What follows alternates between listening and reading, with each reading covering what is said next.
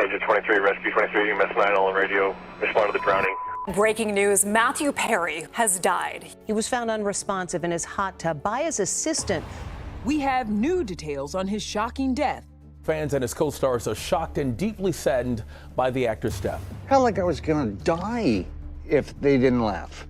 And it's not healthy, for sure. If I didn't get the laugh I was supposed to get, I would freak out. If I did die, it would shock people, but it wouldn't surprise anybody. Well, what do you know? I guess I'll be the one who dies first. I'm Chandler. I make jokes when I'm uncomfortable. Have you ever wondered what happens when famous people face tough times? Matthew Perry, the famous actor and a person we all grew up watching, had some tough times. Something bad happened to him, and it was a big deal. Let's find out what happened to him in those scary moments. Matthew Perry was a big deal in both America and Canada.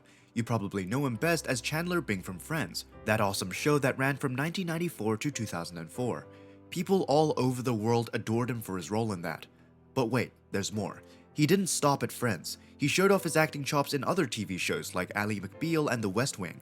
He was so good, he even got nominated for big awards like the Primetime Emmy Awards. And it's not just TV, Matthew rocked the big screen too. Remember Fools Rush In, Almost Heroes, and 17 Again? Yeah, he was the main guy in those movies, and people loved seeing him up there.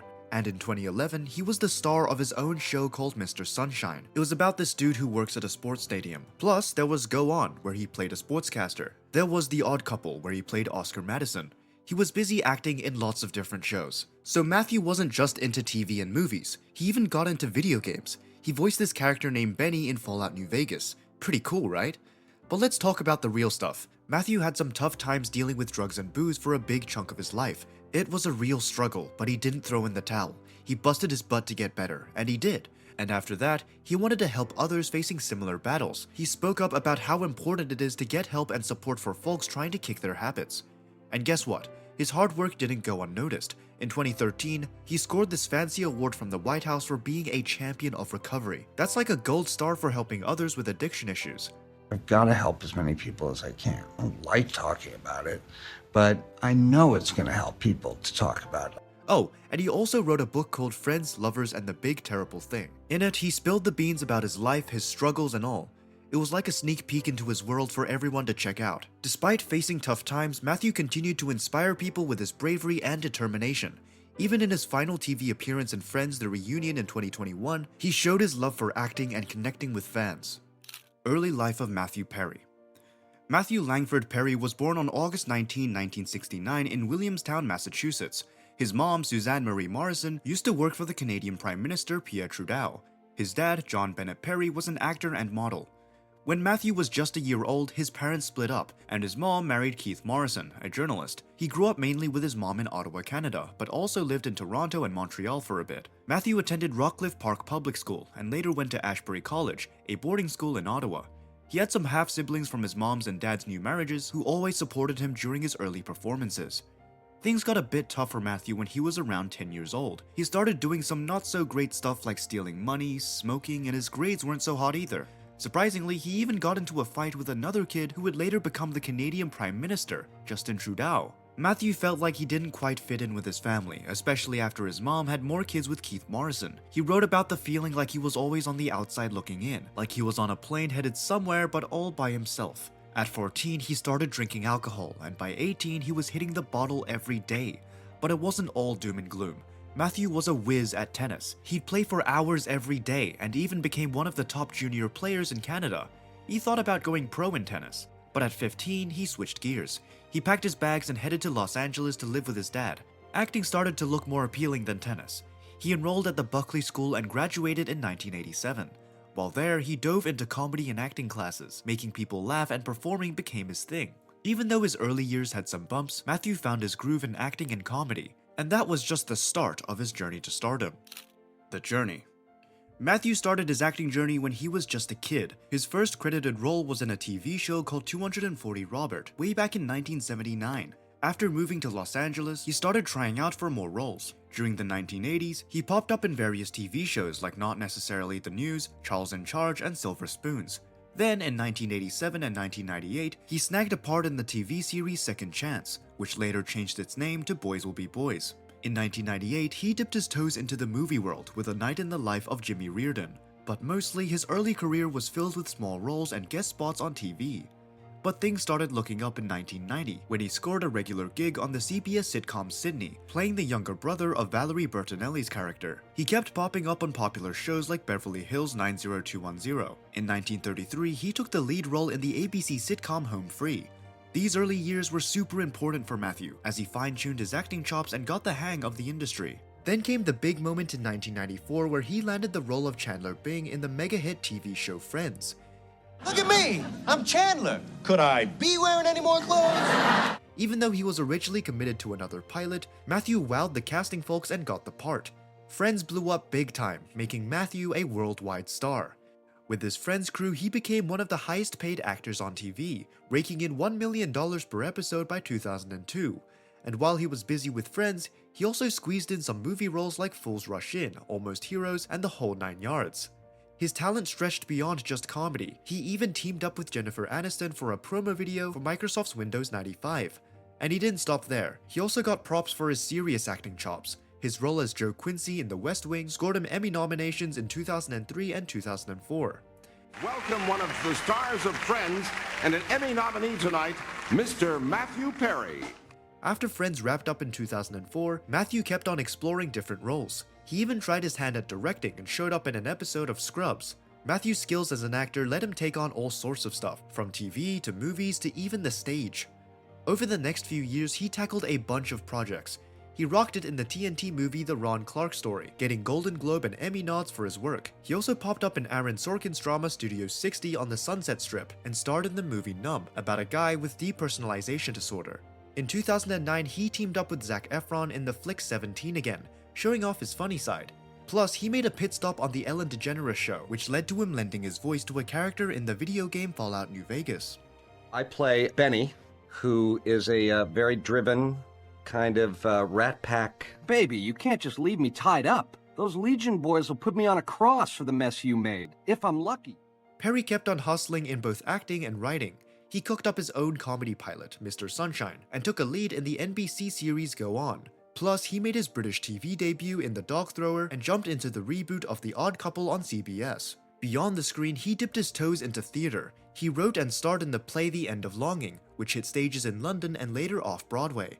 Even though not everyone loved it, you can tell he poured his heart into it. Not one to give up easily, Matthew tried his hand at sitcoms again with Mr. Sunshine in 2011, but the show didn't last long, getting canned after just 9 episodes. But he didn't let that stop him. He bounced back in 2012 with Go On, where he played a sports talk show host dealing with the loss of his wife by joining a quirky support group. While Go On only lasted a season, Matthew's persistence finally paid off with the 2015 revival of The Odd Couple. Playing the messy Oscar Madison opposite Tom Lennon's neat freak Felix Unger, Matthew found his groove once again.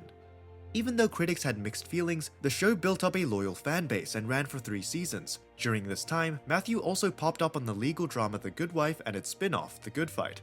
Perry's ability to tackle both comedy and drama showcased his incredible talent and versatility. One of his final TV gigs was in the 2017 limited series The Kennedys After Camelot, where he portrayed Ted Kennedy alongside Katie Holmes as Jackie Kennedy. Despite facing hurdles and setbacks throughout his television career, Terry's commitment to his craft and his knack for connecting with audiences ensured that his impact on the small screen would be remembered for years to come. Throughout his journey, Perry encountered challenges but always pushed through. His dedication to his work and willingness to take on diverse roles earned him respect in the entertainment industry.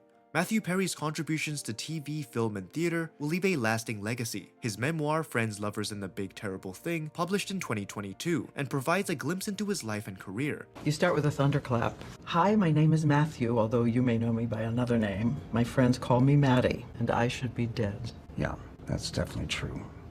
Despite personal struggles, Perry's talent and resilience continue to inspire audiences worldwide. Struggle with health and addiction. As I was like 18, 19, 20, then it really started to kick in. I was drinking every night. It was a secret. I would drink with my pals. I would race to a liquor store at 1:45 so I could have alcohol at my house and drink more than I did with my friends. The actor famous for his role in Friends went through a tough battle with addiction, which he details in his memoirs. It all began when he was just 14 and started drinking alcohol, setting the stage for many challenging years ahead. things took a turn for the worse after a jet ski accident in 1997. Perry became hooked on Vicodin, a potent painkiller, and ended up taking an alarming amount of pills daily, up to 55 of them. This took a toll on his health, and he dropped to a weight of just 128 pounds. 55 Vicodin a day, which is where I was. How did you get 55 a day? Well, I had to wake up and realize that I needed to get 55 of them, or I was going to be really sick. In May 2000, Perry had to be hospitalized due to pancreatitis, a serious illness caused by excessive alcohol consumption. Despite this frightening wake-up call, Perry couldn't break free from his addiction. During the later years of Friends, he struggled with drugs and alcohol, sometimes showing up to work under their influence. Despite efforts from his friends' castmates to help him, including an intervention, Perry's addiction persisted. In February 2001, filming had to be halted so Perry could enter rehab. He was battling addictions to various substances, including Vicodin, methadone, amphetamines, and alcohol. Perry later admitted that due to his addiction, he couldn't recall 3 years of his time working on Friends. His addiction also landed him in the hospital multiple times. In 2018, Perry faced a severe health scare when he spent 5 months in the hospital due to stomach issues caused by his opioid addiction. His colon ruptured, and doctors gave him only a 2% chance of survival. I lay in this hospital bed for 5 months, and my parents were told that I had a 2% chance of making it through the night. Despite these hardships, Perry remained determined to beat his addiction. He attended rehab multiple times and narrowly escaped death on several occasions. Despite his own struggles, Perry aimed to support others grappling with addiction. He advocated for better treatment of drug addicts within the legal system and transformed his Malibu home into a sober living environment known as Perry House. Perry invested significant resources in his journey to sobriety, undergoing numerous rounds of rehab and therapy. His path to recovery was challenging, but he persisted, demonstrating that even in the face of adversity, it's possible to persevere and overcome obstacles. Personal journey. Matthew lived a vibrant life both on and off the screen. Being a citizen of both Canada and the United States added an extra layer of interest to his story. Alongside his acting career, Perry's romantic escapades often made headlines. In the 90s, he dated actress Yasmin Bleeth and had a notable relationship with Julia Roberts, making them a well-known couple for about a year. Perry's love life remained in the spotlight when he began dating actress Lizzie Kaplan in 2006. Their relationship lasted 6 years, proving Perry's knack for long-term commitments, even if they didn't end in marriage. His engagement to Molly Hurwitz in November 2020 garnered excitement, signaling a new chapter in his personal life. Unfortunately, the engagement didn't last, and they parted ways in 2021, highlighting the reality that even celebrities face relationship challenges. Aside from romance, Perry had a penchant for real estate, owning several upscale properties, including a condo once owned by Elton John and a house in the Hollywood Hills. His preference for luxury was evident when he purchased the lavish condo in Los Angeles in 2017. Despite his fame and fortune, Perry had his share of struggles. Known for his perfectionism and obsessive personality, he devoted considerable time to even the smallest details, like his answering machine message. However, Perry found solace in his faith, feeling a deep connection to God and identifying as a seeker, always yearning for something more profound. Throughout his life, Perry experienced highs and lows like everyone else. His engagement to Molly Hurwitz and his past relationships offered glimpses into his heart and desire for love. I bought her a ring because I was desperate that she would leave me. I was high on 1,800 milligrams of hydrocodone when I asked her to marry me. Despite the challenges, Perry's resilience and pursuit of happiness resonated with fans worldwide. While he may have been a TV star, Perry was also a human being with his own trials and triumphs, endearing him to fans everywhere. Commitment to philanthropy and advocacy. Perry's influence stretched beyond entertainment as he committed himself to philanthropy and advocacy, using his platform to make a positive impact.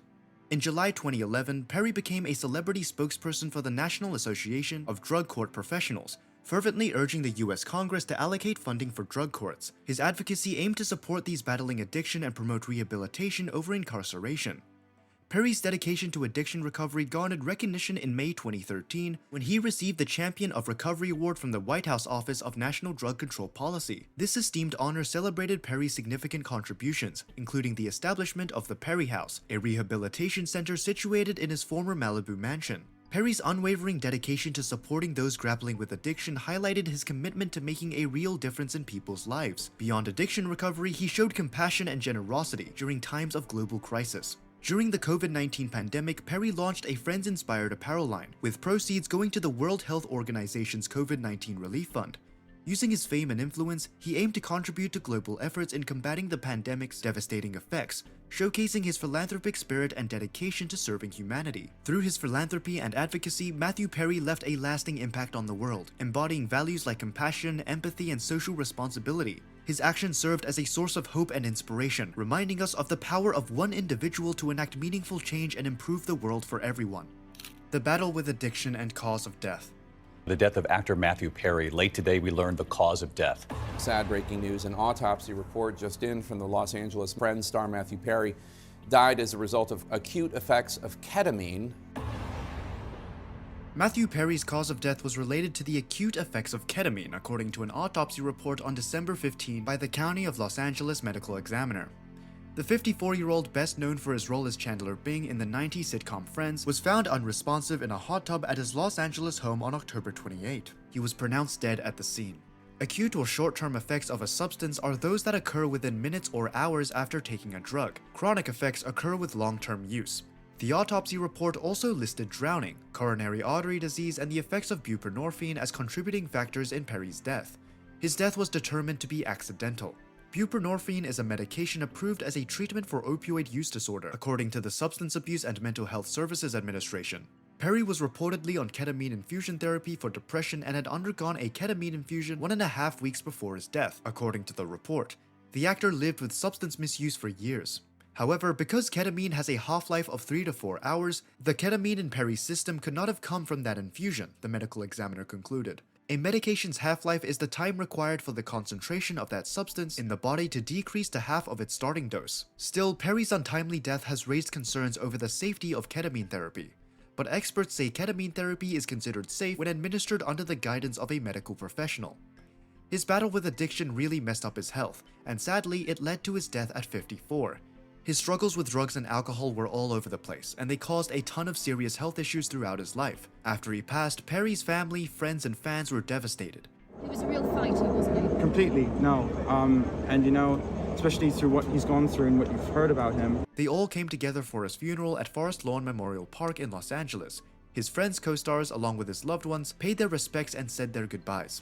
The music played at Perry's funeral, especially Don't Give Up by Peter Gabriel and Kate Bush, reflected his own battles and his hope to inspire others fighting similar demons. To honor Perry's legacy, the National Philanthropic Trust set up the MatthewPerryFoundation to help people struggling with addiction. Though addiction cut Perry's life short, his impact lives on through the foundation and the lives he touched with his talent, kindness, and advocacy. Despite the darkness and addiction of health issues, Perry's story still shines bright. It's a reminder of the dangers that fame and success can bring. Yet, amid the tragedy, Perry's legacy as a gifted actor and a vocal advocate for addiction awareness remains strong. As we remember his journey, let's not just mourn his loss, but also celebrate his bravery in facing his struggles.